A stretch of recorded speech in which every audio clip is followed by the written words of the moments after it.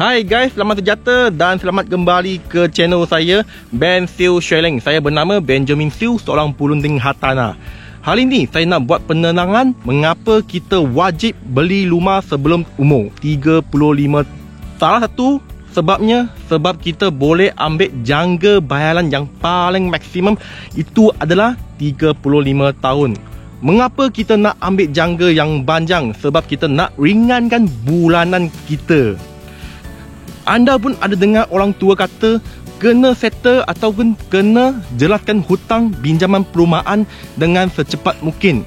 Tetapi jawapan ini adalah tidak tepat sangatlah, ataupun kita panggil dia kurang tepat. Mengapa? Mari saya buat penerangan. Saya ambil satu contoh. Kalau pinjaman perumahan kita ambil 450 ribu. Okay, right guys? Dan kita bayar sampai habis dengan kadar rate 3%. Sebab bagi sekarang ni kadar kita sudah jatuh sampai 3% kadar faedah kita. Jika kita bayar habis 35 tahun, kita bayar habis dengan baik-baik, kita bayar habis start from year 1 sampai 35 tahun dengan 3% kadar rate bank sekarang. Anda selain sudah bayar pokok, anda akan bayar bunga atau faedah bank, itu adalah 277,450 dan bayar lebih 277. Dan anda pun akan tidak sedap hati, ada saya pinjam dengan bank dan bank sudah untung saya 277 selain saya jelaskan hutang dia. Ya, memang tak sedap hati. Tapi anda sudah terlupa apa dia je. Dan awak pun dengar ada banyak guru-guru, property guru kat luar, mereka kata 4-5 tahun akan naik berganda. Betul? Bagi ni mungkin kurang tepat lah dan kurang dipercayai. Betul? Saya ambil 8 hingga 10 tahun, okey tak? Guys, 8 hingga 10 tahun, nilai rumah anda sudah berganda 2. 450 jadi 900 ribu. Boleh tak? Boleh terima tak? Bukan saya yang beritahu anda, adalah sejarah sebelum ni yang sudah memberitahu kita memang akan jadi dengan masa 8 hingga 10 tahun. Harga rumah, nilai rumah akan berganda naik 2 kali ganda. Tak percaya? Cek balik ataupun tanya bapak kita, tanya atuk kita masa mereka beli rumah, berapa harga, berapa nilainya, dan sekarang ni harga berapa. Hanya 10 tahun rumah anda sudah ganda 2. Faham? 450 ganda 2, 900. Tetapi kalau anda bayar habis, dengar baik-baik ya, jika anda bayar habis 35 tahun, bank hanya untung korang 277. Ya, mungkin anda pun kata bank rate akan naik. Masa bila dia akan naik? Masa ekonomi pulih semula. Okay guys,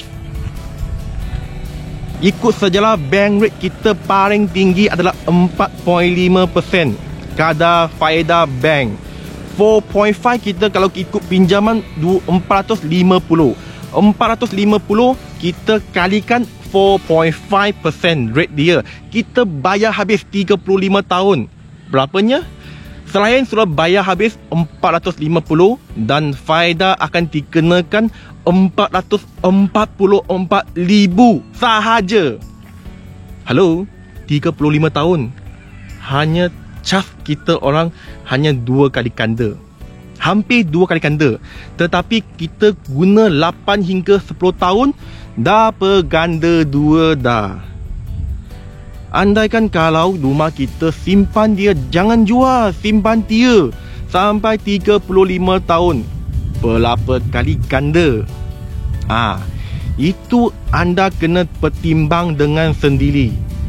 Ikut balik pengalaman saya, masa bapak saya beli kat Taman Wayu Kepong, hanya 35,000 sahaja masa tu adalah masa 30 tahun sebelum ini. Dengar baik, 30 tahun. Umur sekarang ni, umur saya hanya 32. Masa 30 tahun lalu bapak saya beli 35,000 dan sekarang nilai dia sudah meningkat ke 800,000 bang. Oleh itu, anda perlu tak bergerak untuk berusaha memiliki rumah sekurang-kurangnya 1 biji ataupun lebih.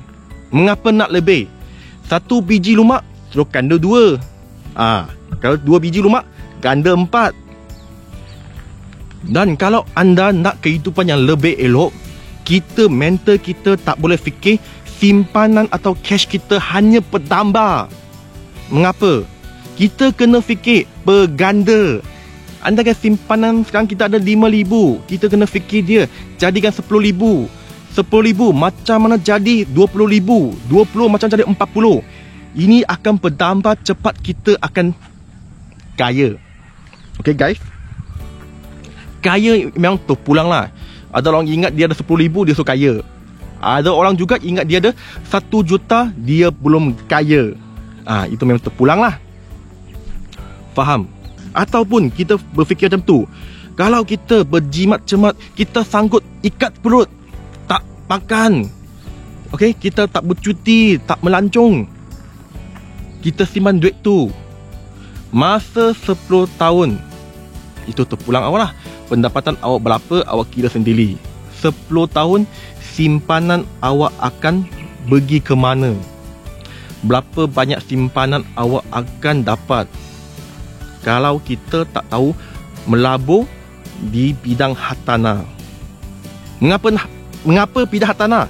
Sebab ikut dunia, ikut sejarah, hartanah adalah produk yang lebih terjamin, lebih ada jaminan. Faham? Oleh itu, mengapa saya lebih suka dengan melabur di bidang hartanah. Okay guys, perkongsian saya hari ini tamat di sini. Kalau rasa video saya ini amat membantu dan bermanfaat dengan anda dan kawan anda, minta bagi saya 2 klik, bagi saya klik like dan subscribe. Kalau anda dapat apa-apa ilmu di video ini, saya amat menghargai. Okay guys, bye.